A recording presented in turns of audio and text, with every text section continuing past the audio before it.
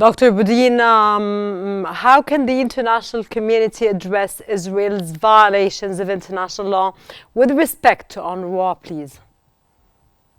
First of all, we have to make it clear that international make a very clear prohibition to any state in the world to use its national legislation to oppose an international obligation. Okay. So the fact that Israel has voted two laws or other laws, it doesn't mean that these laws can protect Israel or can be even implemented. And the implementation of these laws, they are acts of the State of Israel and they are illegal acts. So these laws will allow to bring Israel under the charges of breaching their international obligations as occupying territory. So the law doesn't mean that it's a law. It's any internal law, any internal act has no value under international law when it meant to escape an international obligation. Here, the international obligation is very clear. Israel must protect the Palestinian people. They must not interfere in UNRWA work, or they cannot prevent them to give the necessary support to the Palestinian people and to any person in the occupied territories. So what can the international community do now? First of all, we have to make it clear, Israel, there is no special laws for Israel under international law. Israel has to obey to all the rules which are compulsory and to any other state in the world. Sir, when will we turn words into actions? Because it's about time, because the Palestinians are dying. Literally, they're dying. Yes.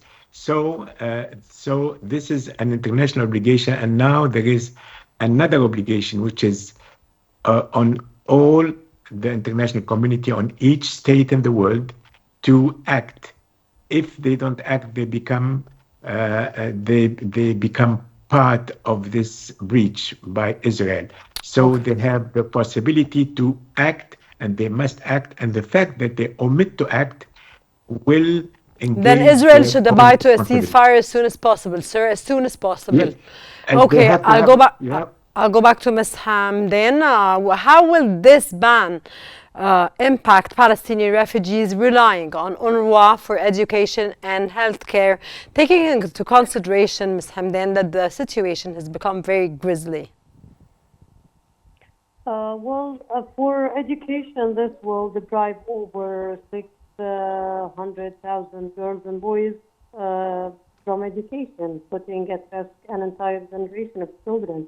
Also, the primary health services can be disrupted, and we all know how dire the humanitarian situation is, and how much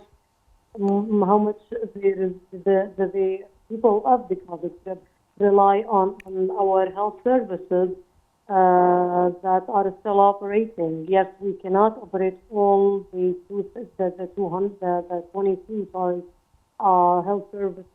health centers, but we do still operate around 8 health centers. We have over 1,000 health staff working and providing primary health support that people need. Also, UNRWA is the main provider of food aid in Gaza Strip. So if anything would happen to the services, the relief services, that would affect almost the entire population.